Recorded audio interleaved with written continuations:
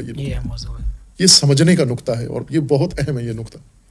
اور اتفاقاً اسی سے عظمت اقبال پتہ چلتی ہے. وہ کیا چیز تھی خواجہ جو اتنا دل نشین کلام ہے خواجہ حافظ شیرازی کا، یعنی معمولی بشر کے اندازے سے بالاتر ہے خواجہ حافظ شیرازی کا کلام. وہ نہیں آپ مقایسہ موازنہ کر سکتے، اس سطح کا کلام ہے خواجہ حافظ شیرازی کا. اور اس میں جا کر یہ تلاش کرنا کہ یہ وہ چیز نہیں ہے جو درکار تھی، جو چاہیے، یعنی اتنے باصلاحیت آدمی کو جو نقطہ ڈھونڈ کے لوگوں کو بتانا چاہیے تھا، وہ یہ نہیں تھا جو یہ لے کر آیا ہے. جو لے کر آیا ہے وہ اتنا قیمتی متاع نہیں ہے. تو وہ بہت اہم نقطہ ہے بھائی، کہ علامہ نے بھی کہا اور باقیوں نے بھی کہا کہ خواجہ حافظ شیرازی کی سطح کا کوئی بھی نہیں ہے ایشیا میں. نہ میں کہتا ہوں پوری دنیا میں کوئی بھی نہیں ہے. نہ عربی میں کوئی اس پائے کا شاعر ہے، نہ فارسی میں ہے، نہ اردو میں ہے، نہ کسی اور زبان میں کوئی شاعر ہے. مسلمات میں سے ہے یہ. لیکن اس کے باوجود ہمیں حق بنتا ہے کہ ہم خواجہ حافظ شیرازی کے شعر کو، اس کے کلام کو سمجھیں کہ وہ بنیادی طور پر کیا کہنا کیا چاہتے ہیں، دریافت کیا کیا ہے، اور پہنچانا کیا چاہتے ہیں پیغام. وہ اقبال کو تکلیف دیتا تھا کہ آپ کے کلام سے مایوسی نکلتی ہے، آپ کے کلام سے انفرادیت نکلتی ہے، آپ کے کلام سے درون گرائی نکلتی ہے. یعنی آپ کا جو پالا ہوا پروردہ انسان ہے وہ اس راہ پر نہیں ہوگا جو قرآن ہمیں بتا رہا ہے. یعنی وہ امامت کے لیے تیار نہیں کرتے آپ بندے کو، نہیں کرتے. آپ خانقاہ سے سب چیزوں سے تعلق کاٹ کے اس کو اپنی ذات کے اندر گم کر دیتے ہو، جبکہ قرآن یہ کہتا ہے کہ انسان کی اپنی ذات کے اندر سے نکال کے اس کو کائنات میں گم کرو، جو آفاقیت علامہ اقبال کہتے ہیں. تو وہ تو بڑی سطح کی بات ہے. یعنی ان بزرگوں کی سطح سے مثلا اکبر الہ آبادی کوئی چھوٹی شخصیت نہیں ہے، لیکن اقبال جو کہہ رہے ہیں وہ اکبر الہ آبادی سے بہت بڑی بات ہے.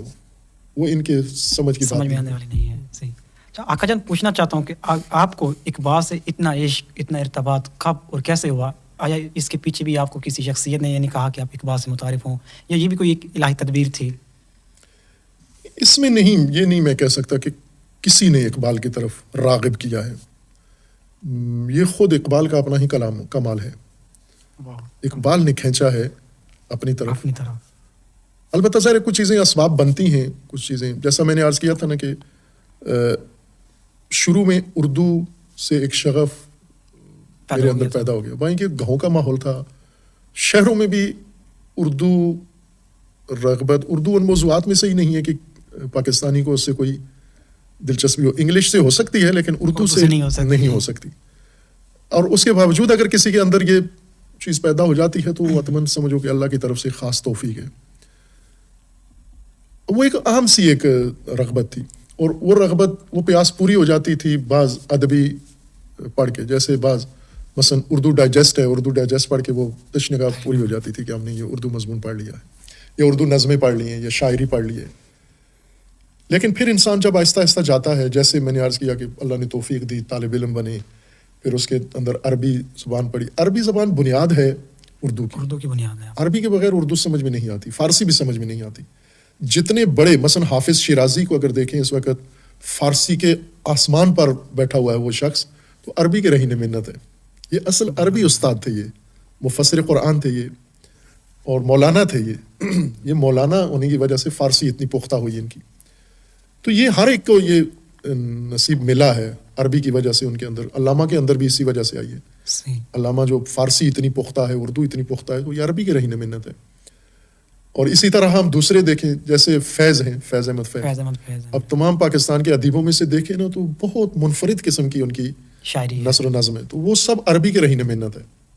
فیض فاضل عربی ہیں وہ، اور وہیں سے نکھار پیدا ہوا. ترکیبیں اور وہ ان کے بندشیں دیکھیں اگر آپ تو انسان حیران ہو جاتا ہے. وہ دوسروں میں نہیں ملتی جن کی بنیاد عربی نہیں ہے. جیسے میں نے کہا کہ جن کی بنیاد فلسفہ نہیں ہے، ان کی سائنس بھی اس سطح کی نہیں ہے، ان کا دین بھی اس سطح کا نہیں ہے.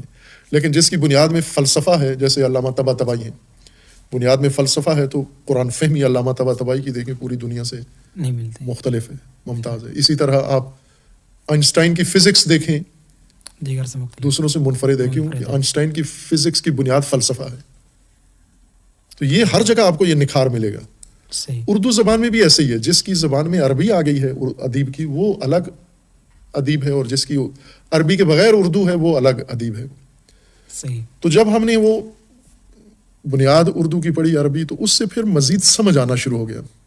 اقبال میں سمجھنے میں شروع. اقبال بھی سمجھ آئے. اقبال کے علاوہ جو دیگر ادیب ہیں، مثلا سب سے مشکل شاعر اردو کے مرزا غالب ہیں، سب سے مشکل. بالکل بالکل مرزا غالب ہے. اور یہ بھی سمجھ میں نہیں آتے جب تک عربی نہیں آپ بنیاد بنا لیتے.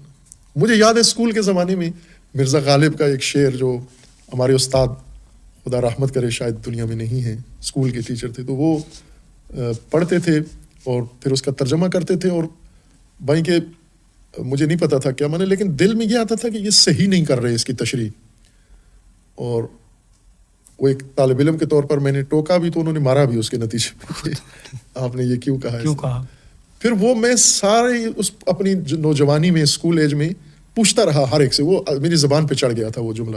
اچھا. وہ ابھی بھی مجھے یاد ہے. تو وہ نہیں کوئی بھی بتا نہیں سکتا تھا. صحیح. وہ آخر کار پھر جب وہ طالب علمی کے دوران ہی سفر میں جب بہت ساری اصطلاحات سمجھی تو پھر پتہ چلا کہ وہ اس اصطلاح سے یہ مراد ہے. یا اسی طرح بہت سارے اور اردو ادیب ہیں جو میں شروع سے ہی ان کو پڑھنا شروع کیا تھا.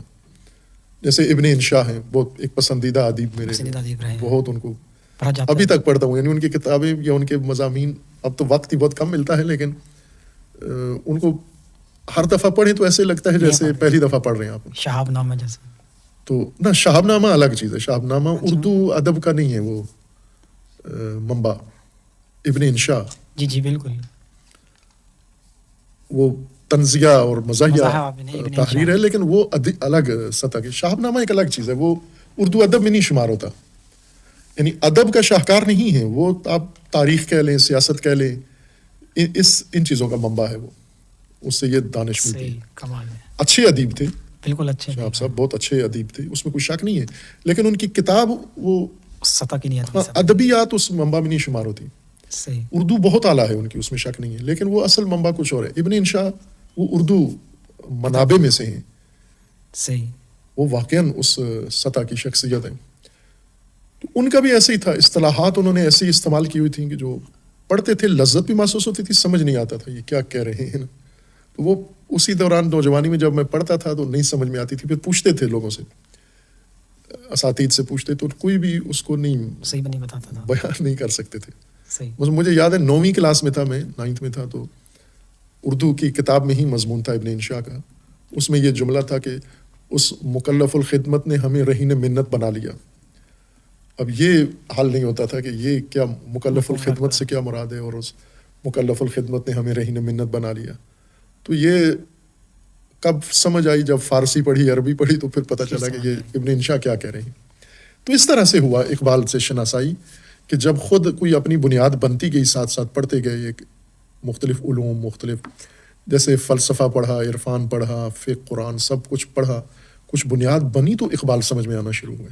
تو اس لیے میں کہہ رہا ہوں کہ اقبال نے خود کھینچا ہے اپنی طرف. یہ آقا پوچھنا چاہتا ہوں کہ یعنی اقبال نے جو عشق کی اصطلاح استعمال کی ہے، یونیورسٹیوں میں اس کا غلط استعمال کیا جا رہا ہے، اور انہوں نے اس اصطلاح کو غلط یعنی کہ سمجھا اور غلط سمجھ کر پڑھایا بھی جا رہا ہے. تو آپ کے نقطہ نظر میں عشق کا حقیقی مفہوم کیا ہے؟ کیونکہ یہ تعریفات جو اقبال کے کلام میں کی جا رہی ہیں، اس تعریف سے اقبال کے کلام کو پاک کیا جا سکے. بنیادی طور پر یہ نا کہ یہ بھی اردو ہی کی طرف پلٹ کے آتا ہے کہ ہمارے ادیبوں کا یہ ضعف ہے اور کمزوری ہے. اردو کو انہوں نے متروک رکھا ہے، اور اردو ان سے شاکی ہے، رہے گی پوری قوم سے، خصوصاً ادیبوں سے. انہوں نے اردو کے نام پر تنخواہیں لی ہیں، اردو کے نام پر معاوضے لیے ہیں، اردو کے نام پر شہرت حاصل کی ہے، اردو کے نام پہ بہت کچھ ہے، لیکن اردو کے لیے کچھ بھی نہیں کیا. ادیبوں کی میں بات کر رہا ہوں، اداروں سے ہٹ کر ادیبوں. ہاں، اب اردو سے ہی ان کو حیثیت بنی نا، شخصیت بنی، لیکن اردو کے لیے کچھ بھی نہیں کیا. آتا اردو کے اندر کوئی اصطلاحیں نہیں واضح کر سکے، اردو کا کوئی لغت نامہ نہیں لکھ سکے، اردو کے لیے کوئی کام نہیں خاطر خواہ کر سکے. عشق اردو میں یا پاکستان میں شہوت کے معنی میں بالکل لیا جاتا ہے. عشق مترادف بس شہوت ہے، شہوت لیا جاتا ہے. یہی بنیادی گمراہی ہے ساری. ہمارے ادیبوں کا یہیں پہ قصور ہے کہ یہ شہوت اور عشق میں وضاحت ہی نہیں کر سکے.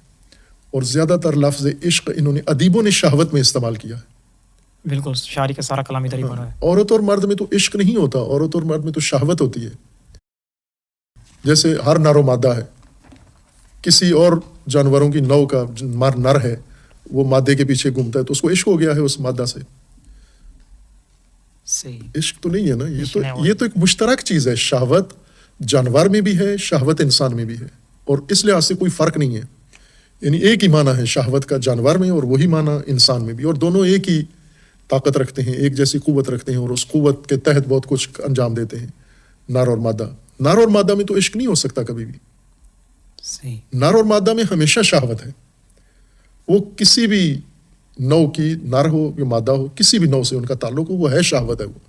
तो हमारा तो सारा मजमून ही इश्क का सारा शहवत के अंदर गुम हो, तो इसलिए ये आशना ही नहीं है। अब इसको आप आ जाए फारसी में, इश्क को वहां नहीं है, वहां इश्क शहवत के मुतरादिफ नहीं है। शहवत के लिए शहवत ही इस्तेमाल होता है, इश्क के लिए इश्क ही इस्तेमाल होता है। तो इश्क तो एक पाकीज़ा चीज है, इश्क तो एक बहुत माफौक चीज है।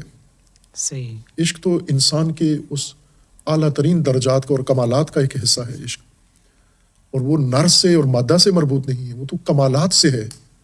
इश्क हमेशा कमाल से होता है, इश्क कभी भी नर मादा में नहीं होता। ये गलत नाम इसका रख दिया गया है, इश्किया शायरी, यानी शाहवानी शायरी, इश्किया मजमून, इश्किया फिल्म, इश्किया ड्रामा, यानी शहवतामेज ड्रामा।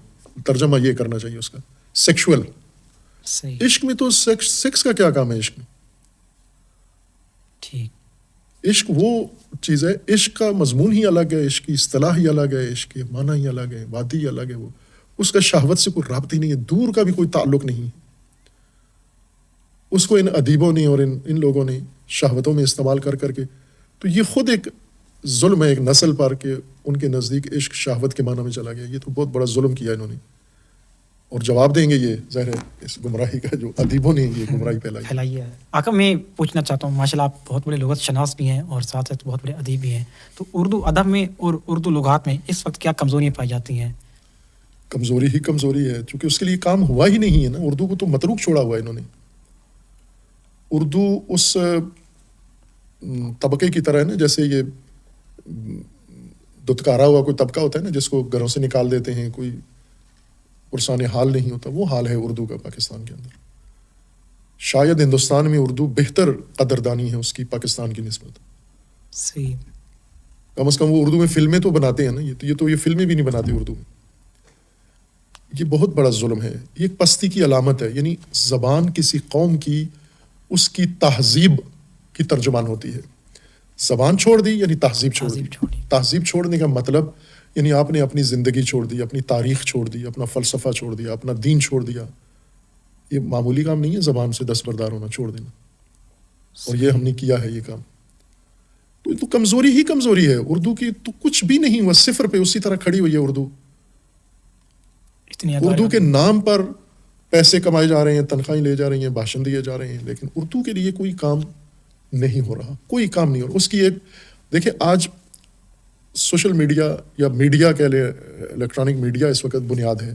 तमाम इंसान खास्ता ना खास्ता उसकी तरफ आ गए हैं, और आज आपको ये इलेक्ट्रॉनिक मीडिया बताएगा कि ज़बानें कहाँ खड़ी हुई हैं। आप इंग्लिश देखें, चाइनीज़ ज़बान देखें, बाकी दुनिया की ज़बानें देखें, फ्रेंच को देखें आप, स्पेनिश को देखें आप, और इसी तरह मगरबी ज़बानें, रशियन ज़बान देखें, अरबी ज़बान, फ़ारसी ज़बान आके देखें, और उर्दू देखें आप। उर्दू में क्या मिलता है आपको मीडिया के ऊपर, इलेक्ट्रॉनिक मीडिया में, सोशल मीडिया में, उर्दू में क्या काम हो रहा है? इसी से पता चल जाता है ना कि उर्दू कहाँ है और उर्दू दान क्या कर रही है उसका। आप जब उसको एक अपनी ज़बान मानने के लिए तैयार ही नहीं हो, आप उसको कौमी ज़बान ही नहीं मानते। कौमी ज़बान उर्दू है, बोलते इंग्लिश हो, लिखते इंग्लिश में हो, दफ्तरी काम इंग्लिश में, दरखास्तें जजेस, जर्नल, सियासतदान, पार्लियामान, सब मीडिया, सहाफ़ी सब इंग्लिश बोल रहे हैं। औरतें, बच्चे, स्कूल, हर चीज़ इंग्लिश बोल रहे हैं। आप उर्दू कहाँ है आपकी?